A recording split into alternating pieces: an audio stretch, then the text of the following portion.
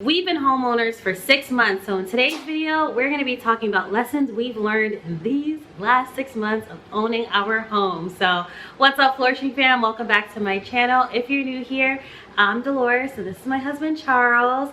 I love teaching women and couples how to flourish in the areas of marriage and career balance. So if that sounds good to you, welcome to Flourish with Delores, where flourishing is about progress and not perfection, honey.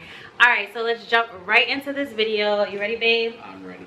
We are gonna get right into 5 things we've learned in the last 6 months of, I was gonna say marriage, but of home ownership. We're actually gonna be a year of marriage in a couple weeks, so definitely check out that video as well. All right, so what is our first one? Our first one is take your time when it comes to making changes or renovations around the house. And the reason we say that is because I think when you first enter a home, you know, no matter how perfect a home is, even if it was something that was like built relatively new, like you're gonna find some things that like you want to change, but don't be in such a rush to try to change every little thing that you see, at least in the first year. Right, and also with the taking the time, I have the fan on because it's really hot, so I'm just looking at how my curls are like, doo doo doo. That's not for dramatics, it's just hot. But with the taking the time, I also wanted to mention with what Charles just said, you already went through so much trying to find the house, and if it's still this crazy market while you're watching, you are going to be so exhausted by the time you close. And for me, I was already exhausted by the time we closed, but I love making our house feel like a home, so I went right into just making sure everything was unpacked, making sure everything looked good, because I just wanted us to feel settled. But that was just very, very exhausting, and till this day I still haven't had the energy to like do the little decorative pieces that I want to do to complete our house. But with that being said, take your time. I feel like a house is different from an apartment in the sense of an apartment you can pretty much finish decorating it and be done. I feel like a house, because you're there for the most part longer term, you are going to be adding things throughout the years as you have different memories. So it's okay to not have everything together right away, because I truly feel like it just will never be exactly the way you want it right away. So just take your time with that. Yes. Number 2 is to try to fix some of your projects yourself. Inevitably, there will be some things that will break or not work or didn't work even before you moved in. So I would definitely encourage everyone to try to take an opportunity, try to fix it yourself. You know, some people come into, you know, their first house with varying degrees of like being able to, you know, be handy and fix certain things. And even for myself, you know, like I knew some basics. A lot of it I picked up from my grandfather, who you know, was an electrician and would come over and fix a lot of things. You know, in our house growing up, so I would spend a lot of time when I was younger just kind of watching him, and you know, just seeing how motivated he was in terms of trying to fix stuff and, you know, avoid getting a very large bill and having someone else fix it. Yeah, because it can get me. Yeah, and it could get expensive. Yeah. And just to give you guys one example, our sink, and I don't know if I have any clips, but our sink, I'll maybe show a clip so you know what I'm talking about, but the thing that you push to make it pressure out, like the hose. Yeah, the hose, yeah. That it wasn't working when we moved in. Like it just, when you press it, nothing would happen. So, but then there was another issue. Oh, the bottom of our sink, like the the bottom of the hose was like really rusty. Had some debris on it. Yeah. And the water pressure itself wasn't as strong when you switched it to the hot water. Right. And so for me, I was like, I just want a new sink, Charles. Just give me a new sink. She was like, just rip the whole thing out. And I didn't mean literally the whole sink, but I was like, get me a whole new faucet. That's not. And handles, because this isn't working. And Charles was like, okay, let me look online and see if we can fix it. So as far as the rust, he literally just took some vinegar and soaked it in vinegar and I think some dishwash, and the rust came right out. The key is you gotta let it soak for like a good, like, I would say probably, I think I had it on for at least a couple hours. Yeah, we like rubber band it so that way it could stay. Right. We like filled a plastic bag and then rubber band it on there. So that helped. And then with the water pressure, what'd you do with that? Yeah, so with the water pressure, so you have to kind of get your hands dirty a little bit and go underneath the go underneath the sink, and basically what you do is you turn off the connection to the sink for the hot water portion of it, and you basically let the water run, but don't let it run on cold. You let it run on warm, because sometimes there's like a buildup of debris through like the pipes, and basically when you put it on warm, it kind of washes it out a little bit. And then after it was kind of washed out, the water pressure was actually, I was able to fix it, and it was back to normal. Right. So babe was just out here fixing, and there's literally been so many little things that we fixed since. And that's why even with the take your time part, that's why I feel like it's not the smartest to just start filling your house with a bunch of stuff, because you have no idea what things are going to come up. And even if you have the best inspector, you don't really know a house until you're living in it every day. Then you start noticing little things like, wait a minute, is that paint crooked? Or just like little things that you just find out as you're getting to know a house. Kind of like getting to know a man. Like, he may be good looking, you may have asked for references, talked to his family members, but there's nothing like actually getting to know the person for yourself, you know, that reveals what other issues, you know, may arise. So we've had to fix a bunch of things down the line, but I'm so appreciative of my honey for really just taking the time to just look up what we can fix ourselves. But then also we are two really busy people, so we do outsource where we can. So just finding that balance. Yeah. And the third one, now that we were just talking about all the different things you can run into once you have the house, and if you haven't checked out our house is flooding video, definitely check that one out. I'll link it above. But that's why number 3 is to have an emergency fund. And I think you should really do this even before you buy a home. So as you're getting ready to purchase a home, if you haven't yet, you want to make sure, one, you have enough for all the different, you know, closing costs, down payment, all the different things. Check out our what happens after you close, because I think we talk about some of the fees you'll see there. Hey guys, we are actually on a road trip traveling right now, but I'm watching the draft of the video, and I just wanted to insert ourselves here because we got a question about how soon did we start making major purchases, because that was a tip that we said in our last video about, you know, hold off on making major purchases.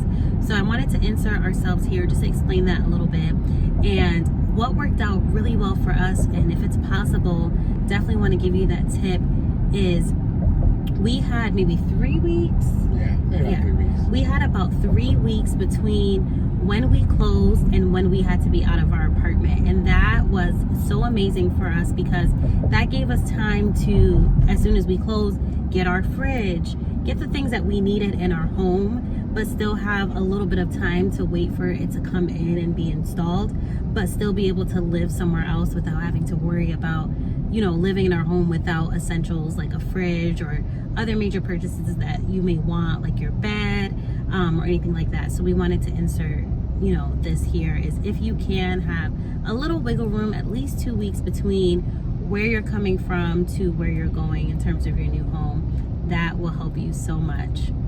Yeah, and I think just the best thing I think you can do, especially if you can't, you know, spend anything at the moment, just do your research and just know kind of exactly like the item that you want, and also try to get a rough estimate of when that item can be expected to come, because due to you know, the things that are going on in the world right now, some things are going to be on back order, some things are going to come, you know, a lot later than you may initially plan. So the best thing I think you can do is just do some research, know exactly like what you're looking for, so as soon as that closing is done, you can go out and just start purchasing the essential things that you need.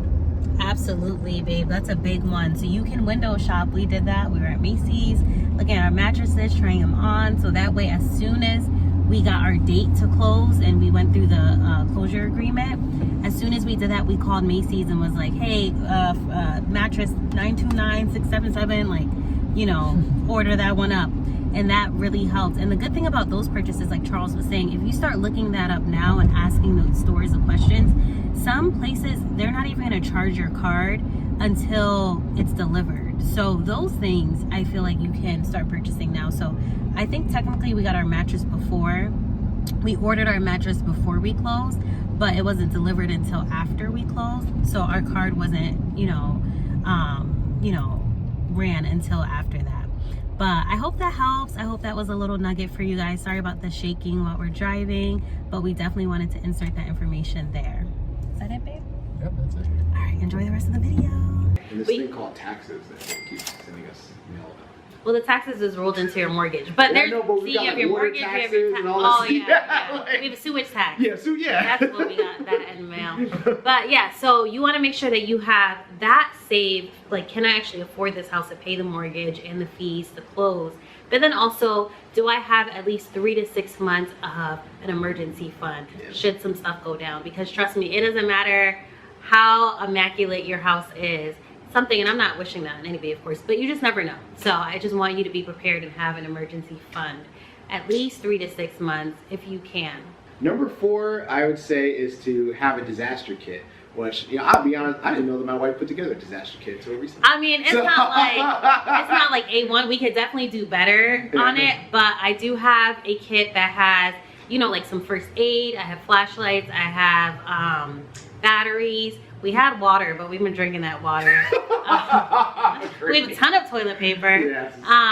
But we do need to get better. I know you were looking up some stuff about how to enhance our disaster kit. What are some things that you saw that we can add to it? You could probably include like some extra chargers, radio, so that you can listen to like, you know, news reports and stuff, especially if like you're like battery operated radio. Is yours the one that you have that you've been holding on to? You can do. I think you can do both. Like you can do battery, or you can like plug it into the wall. But yeah, I think those are kind of the main things to probably have. Yeah. So we're not too far off. We just need a couple more things, but definitely have a disaster kit. At least if at the minimum, batteries and flashlights, because the power can go out anytime. So even if it's not like disaster, like, you know, something crazy, just little things like the power going out, and you're able to at least navigate your home without it. So maybe. And a toolkit. We have a toolkit. That's important too. Maybe drop a comment, anything that you guys have in your own disaster kits, or anything you think that we should include in ours. Yes, Charles, you are like the best YouTuber. First of all, you probably, especially if you just came here to talk about houses, this is definitely way not related, but I definitely want to shout out my bae and his new YouTube channel. He's like so good at this, even though he's like so kind of resistant. He's really, really good at it. So if you are going to medical school, interested in anything in medicine, definitely check out his channel, Dr. Charles Farmer. I'll link it below. And he's already doing good with the, you know, drop a comment below. So I'm so proud of him. And yeah, check it out, especially if you know someone interested in going into medicine. He has so many good tips. So yes, drop a comment. Let us know what we should include in our disaster kit. And then the 5th and final tip we would give is have some type of inventory for like important documents. And I say that because along the way throughout the entire like housing process, like especially after the closing, you'll get like a ton of documents that are really important to have about the house, including like maybe some older permits because of some jobs that they had done around the house, like the square footage of the house, the property lines.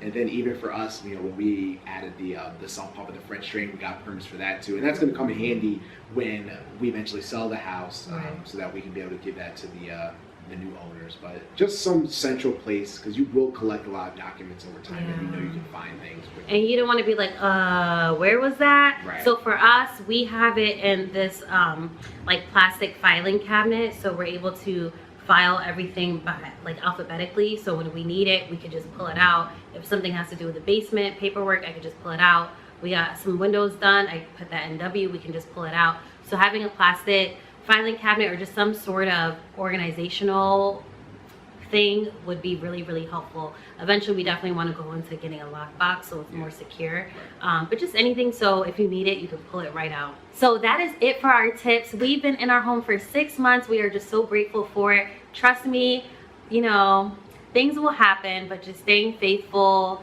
being patient with yourself, taking the time and having that emergency fund just so you can pull things out of is so, so important. One tip, this is kind of a bonus tip that just came to mind, you know, someone perhaps in your family or maybe a friend that you have owns a home, so definitely don't be afraid to pick their brain. Ask them, like, did you ever see any leaking in your basement? Like just little things like that, and they can give you tips from their knowledge. So definitely don't be afraid to reach out. It's helped us even when we were freaking out about little things that were kind of breaking down in our home, and having the opportunity to talk to our friends and ask them if this is normal and see that they experienced something similar definitely just helps you not feel so alone in this. But overall, for me, I have no regrets about our home. I'm so happy with it.